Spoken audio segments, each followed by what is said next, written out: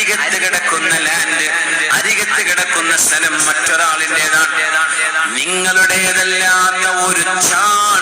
ചാൺ ഭൂമി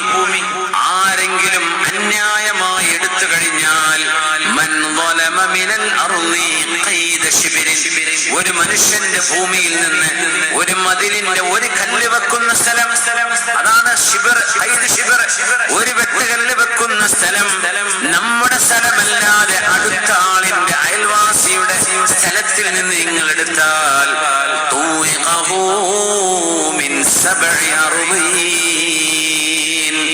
ഈ ഭൂമിയുടെ ഉള്ളിലേക്ക്